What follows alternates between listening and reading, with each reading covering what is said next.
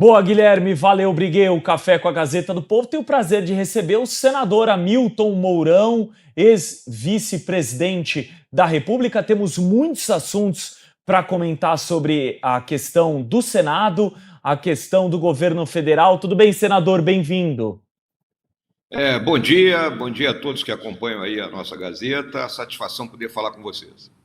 O prazer é nosso. Senador, vamos fazer aqui uma rodada de perguntas ao senhor, mas queria começar com o tema Jorge Messias. Primeiro, se o senhor votará sim ou não, e se o senhor acredita que ele tem os votos para sentar na cadeira do STF.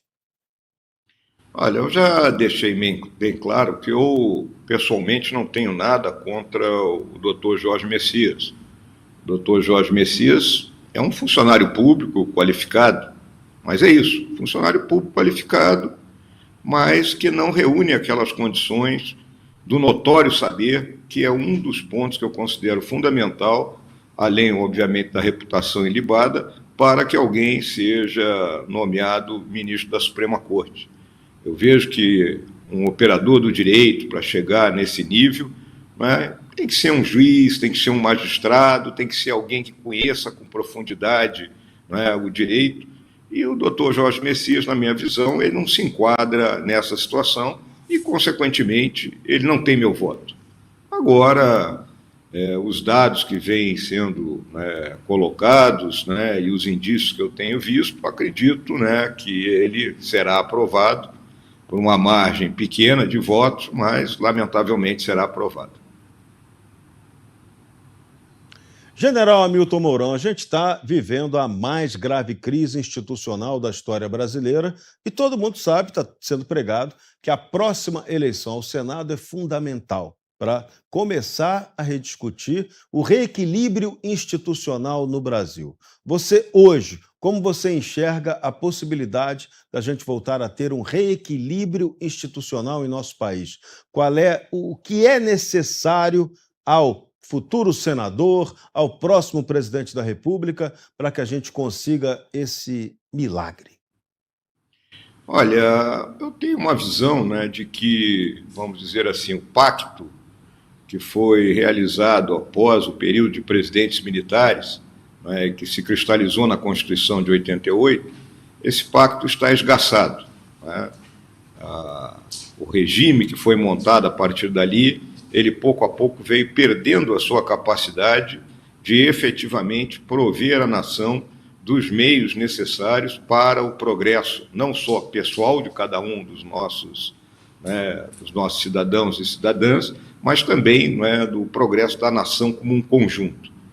E isso se traduz hoje nesse conflito permanente entre executivo, legislativo e judiciário, né, com cada um, o executivo fraco, né, o executivo não tem praticamente condições de exercer plenamente as suas atividades, o legislativo avançando em algumas pautas que são do executivo e o judiciário querendo se arvorar de condutor geral da nação.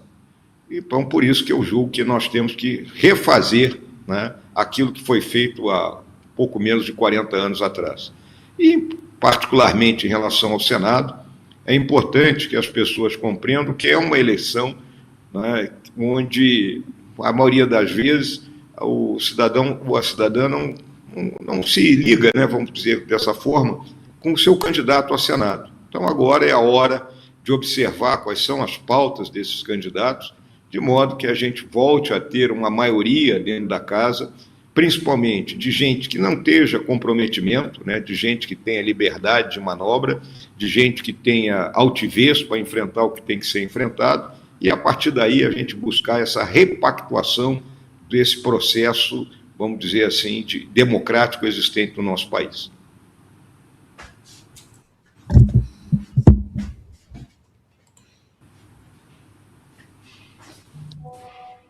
Olá. Bom dia, senador. Prazer estar aqui com o senhor. Senador, a gente está vendo a discussão do fim da escala 6x1 avançar, né? Agora vai ser tramitada uma PEC, a gente tem 2 turnos na Câmara e depois 2 turnos do Senado. Eu queria saber se o senhor está percebendo um clima de já passou, ou então uma possibilidade de a oposição conseguir barrar o avanço dessa matéria, porque nós sabemos do caráter eleitoreiro, populista dela e das consequências danosas que essa matéria vai trazer para a economia brasileira. A minha pergunta é, há espaço ainda de uma disputa política? O governo ainda não ganhou a batalha? Olha, é um tema, né, extremamente, né, como você colocou, né, de caráter, vamos dizer, nesse momento, que atende parte da expectativa da população brasileira, né, porque muita gente considera que poderia ter um período a mais de descanso, mas na realidade muito mal colocado, porque o ponto focal, na minha visão, é a questão da liberdade contratual, né? Então, qualquer pessoa tem liberdade para vender o seu trabalho e, com isso, receber, né, a remuneração correspondente, independente se vai trabalhar 1, 2, 3, 4, 5, 6 ou 7 dias por semana. Tá? Existem casos aí na história do mundo, né, onde as pessoas, inclusive, batalharam para dizer, não, eu quero trabalhar 12 horas por dia, eu quero trabalhar 15 horas por dia, eu não quero ser limitado nisso. E nós, parece que recuamos aqui no Brasil e estamos numa discussão que eu considero que é estéril e que tem um caráter tipicamente eleitoral. Aí começa a se colocar de que quem é contra a escala 6x1 é contra os trabalhadores. Isso é um verdadeiro assinte, né? Porque, na realidade, no final das contas, o trabalhador terminará por ser prejudicado, porque dificilmente determinados setores que necessitam de uma intensidade maior de mão de obra vão conseguir manter o salário daqueles que vão aderir a essa escala, se por acaso ela passar. Eu julgo que há espaço para que a oposição, de forma clara, mostre isso para a população, mostre as consequências, sempre lembrando, né, consequências sempre vêm depois, para que esse debate, né, seja feito de forma mais sensata e menos olhando única e exclusivamente as urnas que vão ser abertas em outubro deste ano. Guilherme Oliveira, aqui dos estúdios da Gazeta do Povo em Curitiba. Eu volto à questão do STF, senador, especialmente porque nos últimos dias nós tivemos aí falas do ex-governador de Minas Gerais, Romeu Zema, que foram rebatidas pelo ministro Gilmar Mendes. Ele o acusa de diversos ataques e também rebateu com algumas falas, inclusive preconceituosas em relação ao sotaque do ex-governador de Minas. E notícias são colocadas agora de que isso pode escalar ainda mais em anonimato. O STF, um ministro do STF, disse que isso poderia resultar até numa prisão do ex-governador Romeu Zema. Como é que o senhor vê essa escalada autoritária também do STF no nosso país, senador? Olha, o STF ele veio numa escalada autoritária desde 2019, né? Desde que foi aberto de ofício pelo então presidente, o ministro Toffoli, o famoso inquérito que já entrou em seu 8º ano, né? Ele completou 7 anos em março, nós estamos em abril, ele está então desfilando por seu 8º ano. Eu costumo dizer que ele teve na creche, na pré-escola e agora ele já está no ensino fundamental, né? Então ele avança cada vez mais e vira aquilo que eu chamo um inquérito bombril, de 1001 utilidades, né? Tudo pode ser jogado dentro dele e aí se enquadra essa perseguição extremamente ridícula do ministro Gilmar Mendes contra o Zema, não é? Que o Zema nada mais fez do que publicar uma sátira. Ele republicou uma sátira. Ora, sátira é algo que desde o tempo do Império, não é? Qualquer jornal no país sempre a publicou e não teve problema nenhum, não é? Então eu acho que o ministro Gilmar Mendes ele tem que se dar conta que ele não é maior do que ninguém e que a sátira, a crítica que foi feita deve ser rebatida pelas ações dele, né? E não dessa forma como está sendo colocado. Então, o que a gente vê é esse inquérito, né? E aí eu vou colocar aqui uma coisa muito clara, né? Tem gente que fica reclamando do tempo do AI-5, esse inquérito é pior do que o AI-5 na minha visão. Senador, bom dia. Aqui Paulo Briguet. Eu tenho 2 perguntas para o senhor. A primeira é a seguinte: nós temos visto uma série de abusos, temos visto uma série de perseguições e também denúncias de crimes contra ministros do Supremo Tribunal Federal. A minha primeira pergunta é a seguinte: o senhor acha que Alexandre de Moraes, Dias Toffoli e Gilmar Mendes têm hoje condições de ser ministros do Supremo Tribunal Federal? Essa é a minha primeira pergunta. A segunda pergunta é sobre o Jorge Messias, né, que o povo chama de Bessias, desde aquela gravação lá da Dilma. O Jorge Messias, o senhor disse que ele é um funcionário qualificado, um funcionário público qualificado. O senhor acha que ele agiu como funcionário público qualificado quando ele fez aquele parecer defendendo a assistolia fetal em bebês até 9 meses de gestação?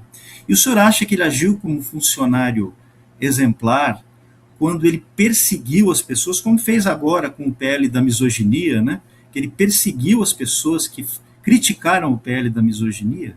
São então as duas perguntas, senador. Bom, em relação ao trio de ministros da Suprema Corte, eles devem explicações ao país, né? Os dois primeiros que você mencionou, Paulo, o ministro Alexandre de Moraes e o ministro Toffoli, eles, né, estão envolvidos severamente, vamos dizer dessa forma, na questão do Banco Master, né? O ministro Alexandre de Moraes pelos pagamentos que foram realizados à esposa, o que pode ser qualificado como uma remuneração indireta para ele, inclusive pelos valores que estão colocados, e a mesma coisa se vale para o ministro Toffoli. Então, eles têm explicações a dar, é algo que tem que ser devidamente investigado e comprovado que houve efetivamente essa hipótese que nós aventamos de que eles teriam sido praticamente subornados, vamos falar assim. Eles não têm mais condições, não teriam mais condições de exercer o cargo pelo qual foram nomeados alguns anos atrás.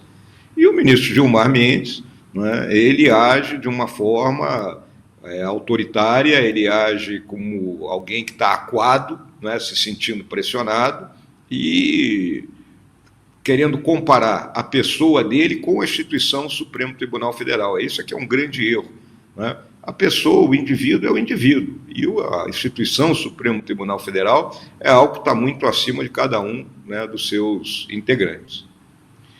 Em relação ao Jorge Messias, né, eu deixei claro que ele é um funcionário qualificado pela trajetória de cursos que ele fez, etc. e tal. Isso é que eu chamo de um funcionário qualificado, não em relação às decisões ou os pareceres que ele proferiu. E óbvio, né, ele é o cara do governo, ele é o defensor do governo, né? Ele é o chefe da AGU e foi colocado lá exatamente para defender as ideias do governo. E esses dois pareceres aí, né, tanto no caso da misoginia como da assistolia fetal, é a visão do governo do presidente Lula, né? É a visão que a esquerda tem.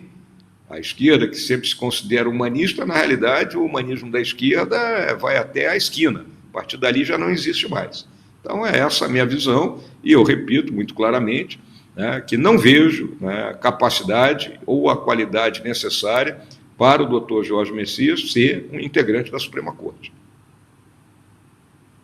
Senador, para a gente fechar, não posso deixar de passar a questão do 8 de janeiro. O senhor era vice-presidente, fazia parte do governo, um membro do alto escalão desse governo. É verdade que ali, mais para o fim, o senhor e o presidente, à época, Jair Bolsonaro, estavam mais afastados, tanto é que o senhor tentou o Senado, outro ocupou a candidatura de vice. Mas como que o senhor classifica essa questão do 8 de janeiro, um assunto tão sério que a gente não consegue virar a página enquanto essas pessoas não forem libertadas, não forem inocentadas, que tem gente presa há 3 anos e 4 meses, pessoas que nunca tiveram uma multa de trânsito. Aí eu não falo nem como senador, te coloco aqui como general, como a patente mais alta do nosso exército, vendo brasileiros nessa situação. Olha, o 8 de janeiro, tem que ficar muito claro, foi uma baderna, né? Uma baderna efetuada por um grupo de pessoas. Até hoje, né, se você for analisar o inquérito genérico que foi feito e que aí a partir daí não individualizou conduta, e saiu condenando as pessoas, né, pura e simplesmente por estarem presentes lá naquela baderna, né? Esse inquérito, ele não disse, os líderes, quem é que gritou em determinado momento, invade, quebra, não está dito em nenhum momento isso aí, né? Não há nenhum esclarecimento a esse respeito, assim como não há nenhum esclarecimento para a omissão do Gabinete de Segurança Institucional, chefiado à época pelo general Gonçalves Dias, meu colega de turma da Academia Militar das Agulhas Negras, que, com todas as informes e informações que ele havia recebido, onde havia os fortes indícios de que aquela baderna poderia ocorrer naquele domingo, não tomou nenhuma atitude a respeito. Simplesmente foi laissez-faire, laissez-passer, deixou acontecer. Então, essa história ainda tem que ser contada, e óbvio que a injustiça em cima de 90% das pessoas que foram condenadas é flagrante, não só pela extensão das penas, mas como também pela falta de dizer quem fez o que naquele dia. Senador, obrigado. Volte ao sempre ao Café com a Gazeta do Povo. Agradeço aí, um bom dia de trabalho aí para todos, né? E a gente tem que ter a coragem de enfrentar o que tem que ser enfrentado e lembrar que o Brasil é maior do que todos esses acontecimentos lamentáveis que a gente tem vivido e que, na minha visão, nós vamos superar e vamos passar para outra página da nossa história. Grande abraço. Boa, senador.